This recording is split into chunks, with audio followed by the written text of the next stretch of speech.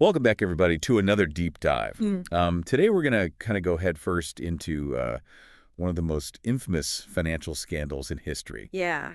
The BernieMadoff Ponzi scheme. It's a big one. It is a big one. Yeah. We've got a ton of sources to kind of unpack here. Yeah. We've got excerpts from the FBI case files.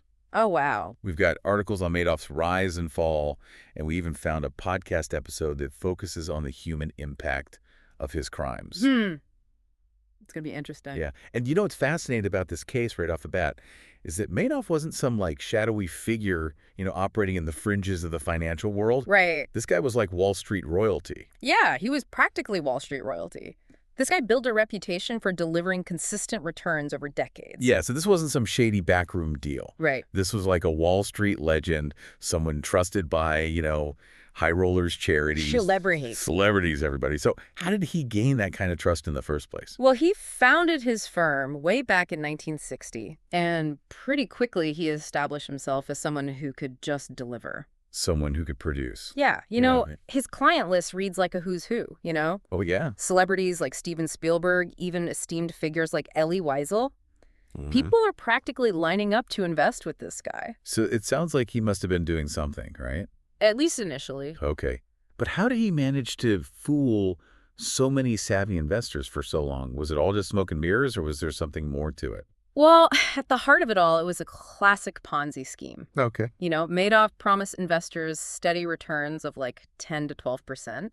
Which is significantly higher than typical market returns. extremely high. Yeah. This made his fund seem like a golden ticket. Yeah, like easy money. Exactly. Okay, so he lured them in with the promise of these unbelievable profits, but to keep that going, he'd need a constant influx of new money, right? Yeah, exactly. Yeah. He was using money from new investors to pay off the old ones, creating this illusion of profitability. It was like a financial house of cards. Gotcha. So as long as those new investors keep coming in, the illusion holds. Yeah. But what happens when the music stops and people want their money back? That's exactly what happened. Yeah. And it brought the whole thing crashing down. The 2008 financial crisis triggered a wave of investors wanting to cash out. Everybody wanted out. Yeah, they were making what are called redemption requests. Okay. Essentially demanding their money back. Yeah. And when everybody rushed for the exits, Madoff just couldn't keep up the charade anymore. The jig was up. He simply didn't have the funds to cover those requests. It was a mathematical impossibility. The house of cards collapsed. Wow. And then the confession to his sons. Oh, man.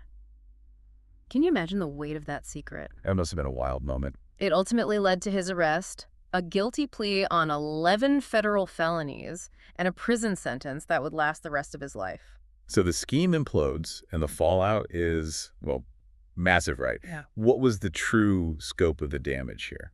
Oh, it was massive.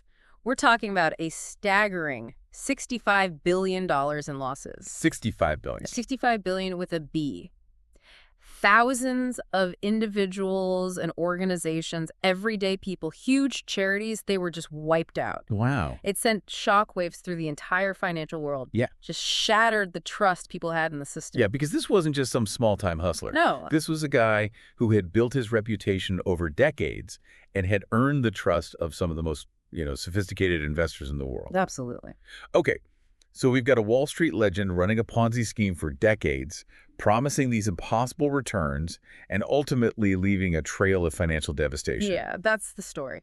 But there's another layer to this that I think we need to kind of peel back here, because our sources also point to some serious failings on the part of the SEC. Yeah, the question of how the SEC failed to uncover this scheme for so long is a big one. Yeah. Despite receiving numerous red flags and warnings over the years, Madoff's operation continued unchecked. So it wasn't just a few missed clues. Like, people were actively raising concerns, and yet nothing was done. It seems almost unbelievable, but yeah. Wow. There were whistleblowers, individuals like Harry Markopolos, who meticulously documented the inconsistencies in Madoff's operation and tried to warn the SEC.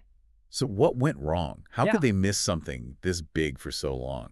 Well, there are a few theories floating around out there. Boy. Some argue that the SEC just lacked the resources and the expertise to effectively investigate someone like Madoff. Yeah. This wasn't some small-time scam. This was complex, sophisticated, and deeply intertwined with the financial system itself. So they were outmatched. It was too big, too complicated. That's one possibility. Okay. Others point to complacency, a reluctance to believe that someone like Madoff, Right. a pillar of the establishment, could be capable of such fraud. So Madoff's reputation may have actually shielded him from scrutiny. It's possible. And let's not forget the context. Yeah. This was a time of deregulation and immense faith in the free market. There was perhaps a tendency to believe that the system would self-correct, that individuals like Madoff could be trusted to operate ethically. That's a pretty harsh lesson to learn, though. It is. That blind trust can have some pretty serious consequences. Absolutely. And the consequences in this case were devastating for thousands of people. Mm-hmm. Remember Susan, the retired teacher we mentioned earlier? Oh, yeah. Her story, as told in one of our podcast sources, is just a heartbreaking example of the human toll of Madoff's crimes. So let's talk about Susan. She lost her entire retirement savings to Madoff's scheme. Yeah. What else can you tell us about her story? What was her experience like? Yeah, so Susan's story is just a powerful reminder that behind the, billions of dollars lost, there were real people with real lives shattered by Madoff's actions. Right. It's easy to get caught up in the numbers, the sheer scale of the fraud. Yeah. But we can't lose sight of those individual stories. Right. Like Susan's.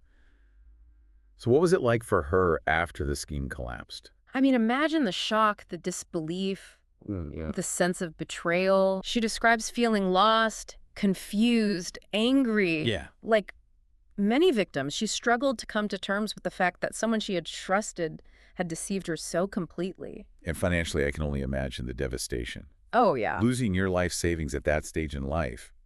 How do you even begin to recover from that? It's a monumental challenge. Many victims were forced to delay retirement. Wow. Sell their homes, drastically reduce their living expenses. The financial and emotional stress just took a toll on their health, their relationships, everything. Yeah, it's a ripple effect that extends far beyond just that initial financial loss. Absolutely. So you've got the mechanics of the scheme, the SEC's failures, the devastating impact on victims like Susan. Right. But what about Madoff himself? What kind of person could orchestrate such a massive fraud knowing the devastating consequences? That's a question that has puzzled a lot of people. Yeah. Was he a cold-hearted sociopath driven solely by greed, or was there something else at play? Yeah, it's hard to fathom the level of deception involved. Did he truly believe he could get away with it? Or was it a case of getting in too deep and not knowing how to stop? Some experts believe that Madoff may have initially convinced himself that he could somehow generate the returns he was promising. Oh, really? Perhaps he thought he could outsmart the market or that he could somehow make good on his promises down the line. But as the scheme grew, it just became an uncontrollable monster. Yeah, it's like he built this elaborate house of cards and then spent decades desperately trying to keep it from collapsing. Exactly. And with each passing year, the pressure must have been immense. The fear of exposure, the constant need to recruit new investors, the knowledge that he was ruining countless lives. It's a psychological burden that's difficult to comprehend. So was it pure greed? Or was it something more complex, a combination of ambition, ego, and a misguided belief that he could somehow control the uncontrollable? It's probably a combination of factors. There's no doubt that greed played a significant role. Madoff lived a lavish lifestyle, fueled by the ill-gotten gains of his scheme. But it's also likely that his ego, his belief in his own brilliance, blinded him to the reality of the situation. So almost like he created his own reality. Yeah. A world where he could defy the laws of finance and maintain this illusion of success. And let's not forget that he wasn't acting alone. Right. He had a network of enablers, employees, family members, associates who either turned a blind eye or actively participated in the fraud. So there was a culture of secrecy and complicity within his firm. Was anyone else held accountable for their role in the scheme? Yes. Several individuals were implicated, including his brother, Peter Madoff, who played a key role in the firm's operations. They faced criminal charges and were ultimately sentenced to prison. So it wasn't just Madoff himself. There was a whole network of people who enabled and benefited from this fraud. But what about the victims? What happened in the aftermath of the scheme's collapse? The fallout was immense. Thousands of individuals, families, charities, and institutions were left reeling from the financial and emotional devastation. The legal system kicked into gear, trying to unravel this complex web of transactions and recover as much of the stolen money as possible. So there were efforts to track down the money and return it to the victims. Was that successful? A court-appointed trustee, Irving Picard, was given the monumental task of clawing back the stolen funds. It was a long and complicated process involving asset seizures, lawsuits, negotiations with those who had unknowingly profited from the scheme. Oh, wow. So they weren't just going after Madoff's personal fortune. No. They were trying to recover money from anyone who had benefited, even if they were unaware of the fraud. Exactly. It was a massive undertaking. And while Picard and his team were able to recover a significant portion of the funds, many victims received only a fraction of what they had lost. So even with these efforts, there was a sense of incomplete justice. For many, yes. The Mhm. financial losses were often irreparable. People lost their homes, their businesses, their life savings. The emotional scars run deep. Yeah, it's a stark reminder of the far-reaching consequences of financial crimes. Hmm. They don't just impact the bottom line. No, they don't. They destroy lives, families, communities. Absolutely.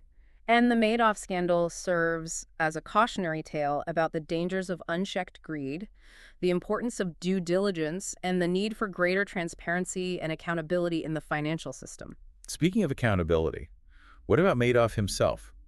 Did he ever express any remorse for his actions? Did he ever take responsibility for the pain and suffering he caused? Publicly, Madoff maintained a facade of defiance. He even went so far as to blame his victims, Oh, wow. suggesting they were greedy and should have known better. So no accountability taken there. It sounds like he was still trying to control the narrative even from behind bars. It's a classic defense mechanism. It's easier to shift blame than to confront the true weight of your actions. However, there are reports that privately, Madoff did express some regret, acknowledging the pain and suffering he had inflicted. It's hard to know what to make of that. Was it genuine remorse or simply a way to ease his own conscience? I imagine for the victims an apology, even a sincere one, wouldn't change much. You're right. The damage was done, lives were shattered, trust was broken, and no amount of apology could truly repair that. It's a sobering reminder of the lasting impact of financial crimes. It's not just about the money. It's about the ripple effect of broken trust, shattered dreams, and the erosion of faith in the system itself. The Madoff case in particular forced a reckoning within the financial industry and regulatory bodies. Yeah, for sure. It exposed vulnerabilities in the system, highlighting the need for greater transparency, stricter regulations, and a renewed focus on ethical conduct. So it was a wake-up call, a moment of truth for Wall Street and for those tasked with overseeing it. But the question remains, can we ever truly safeguard against greed and deception? It's a challenge for sure. Yeah. We can put regulations in place, increase oversight, and try to educate investors, but ultimately it comes down to human nature. Yeah. As long as greed exists, there will be individuals who are tempted to exploit the system for their own gain. So it's not just about fixing the system, it's about recognizing the human element, the potential for corruption that exists within all of us. Exactly. We need to foster a culture of ethics and responsibility, not just in finance, but in all aspects of our lives.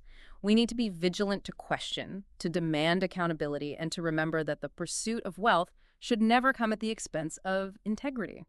So as we wrap up this deep dive into the Madoff scandal, what's the takeaway for our listener? What can they learn from this cautionary tale? First and foremost, don't be blinded by the allure of guaranteed returns. If an investment sounds too good to be true, it probably is. Right. Do your research, ask tough questions, and don't be afraid to seek independent advice. So trust but verify. Don't be afraid to be skeptical. Exactly. And remember that no one is immune to deception, no matter how sophisticated or experienced they may be. Madoff's victims included seasoned investors, financial institutions, even charities. It can happen to anyone. So we need to be vigilant, informed, and aware of the potential risks. Absolutely. And we need to remember that financial systems, while often presented as cold and impersonal, are ultimately driven by human decisions. And human decisions can be flawed, influenced by greed, ambition, and sometimes a shocking disregard for the well-being of others. It's been a fascinating and at times unsettling journey into one of the most notorious financial scandals in history. We've explored the mechanics of the scheme, the failings of those who should have protected us, and the devastating impact on the lives of countless victims. But perhaps the most enduring lesson is this: even in the face of immense greed and deception, there is resilience, there is a pursuit of justice, and there is a determination to learn from the mistakes of the past. Well said. The Madoff story serves as a potent reminder that while we may strive for financial success, we must never lose sight of our shared humanity and the importance of ethical behavior in all aspects of our lives. Thanks for joining us on this deep dive. Until next time, stay informed, stay vigilant, and stay ethical.